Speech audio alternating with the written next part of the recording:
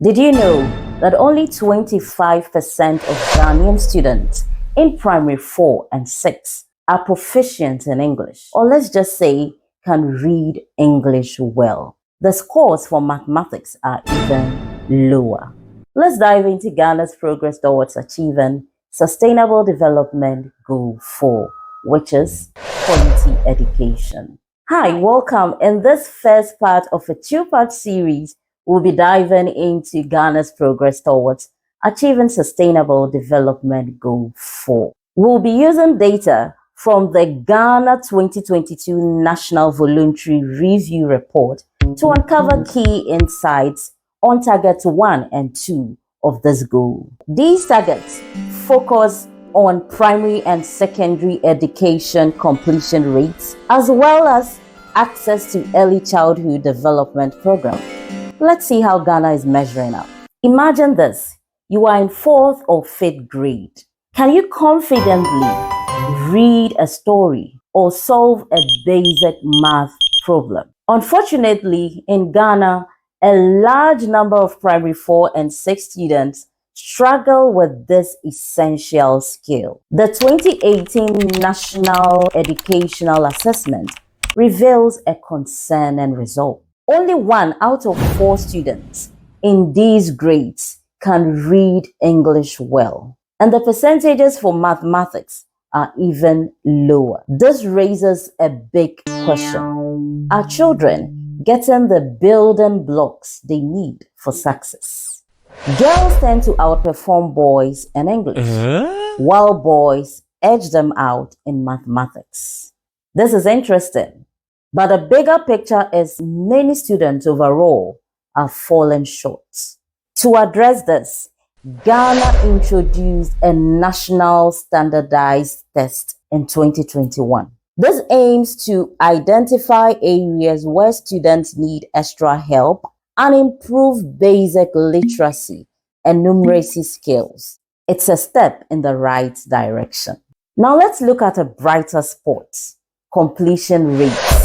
These have actually been improving across all levels of education in Ghana. In fact, almost all students are now completing primary school. Primary school completion rates have even been over 100% for a few years. This might seem impossible, but it's because some students repeat grades before moving on. While repetition can be helpful in some cases, it is important to find ways to ensure that students get all the support they need to succeed the first time around. The picture changes a bit at the junior high school level. Completion rates are going up, but they are still not quite reaching the national goal. This means a significant number of students are dropping out of school before completing junior high school. What could be causing this? While overall attendance and completion rates are improving, there is a hidden barrier for girls, especially those in the rural areas. That is menstruation. Many girls face challenges that can keep them out of school, like the rising cost of sanitary pads, uncomfortable facilities, and even fear of stigma. Imagine having to worry about these things while focusing on your education. Thankfully, there are efforts underway to address this issue and ensure a more supportive environment for girls during menstruation. On a more positive note, the good news is that the availability of schools have increased across all levels of education in Ghana. Over 2,800 new schools were built between 2018 and 2021, with a focus on kindergartens and primary schools. However, there's another factor to consider: enrollment ratios. Gross enrollment ratios are actually declining. This suggests a positive shift. Many children are entering school at the appropriate age, but net enrollment ratios are decreasing. This tells us a significant number of children are still out of school entirely. The recent COVID-19 pandemic has played a significant or a major role in the decline, especially at the kindergarten level. Let's look beyond enrollment and focus on transition from primary to secondary school. While more students are moving on to junior high school, there's still a gap. On average, 8% of students don't make the jump due to dropping out or repeating grades. Fortunately, there are policies in place that help students that might be struggling. Ghana's inclusive education policy aims to welcome all children regardless of their abilities. This is a fantastic step towards creating a more equitable learning environment. However, the reality is that enrollment for children with disabilities remains very low. These students often face lower attendance rates, inadequate disability-friendly facilities, and significant gaps in learning outcomes. This is further compounded by severe underfunding in this area.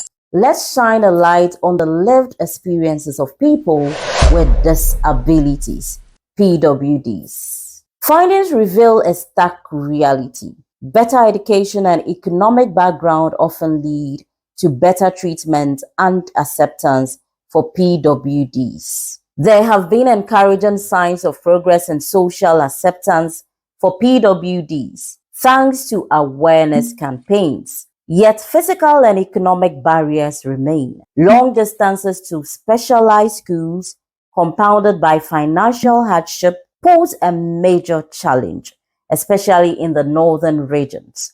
Additionally, many school buildings still lack disability-friendly infrastructure, like ramps and accessible restrooms. Now let's shift gears and talk about technical and vocational education training, TVET. This is a valuable pathway for students who want to develop job-specific skills. Enrollment in TVET programs is steadily increasing, reflecting a positive trend. However, there's a catch. The number of TVET institutes hasn't kept pace with the rising demand. This is primarily due to funding constraints. As a result, many students might face challenges finding a program that aligns with their interests. There has been some progress in using competency-based training methods in TVET, which focuses on practical skills and preparing students for the workforce. Still, there's a gap between the current adoption rate and national target. Thankfully, we are seeing improvements in accessibility with more TVET institutes offering disability-friendly facilities. Finally, let's turn our attention to the very beginning of the educational journey, early childhood development.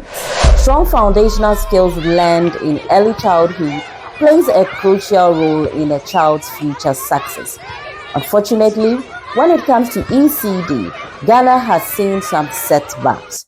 The Multiple Indicator Cluster Survey showed a drop in enrollment rates from 73.7% in 2011 to 68.4% in 2017. Girls had a slightly higher participation rate at 72% compared to 65% for boys. While there's a variation in the different developmental areas, children in both urban and rural areas of Ghana struggle with literacy and numeracy skills. The good news is that in 2018, early childhood care and development standards were developed specifically for children from birth to age 3. This aims to improve understanding of early childhood milestones and enhance the quality of care and educational practices for very young children.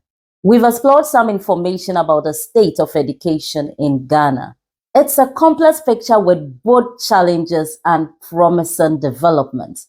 But the most important question remains: how do we ensure that every Ghanaian child, regardless of their background or ability, has the opportunity to thrive? In the concluding part of our series on SDG 4, we'll be delving deeper into some solutions and innovative approaches Ghana is implementing. We'll explore topics like teacher qualification and access to basic services in schools. So stay tuned. In the meanwhile, why don't you share your thoughts in the comment section below? What are your hopes for the future of education in Ghana?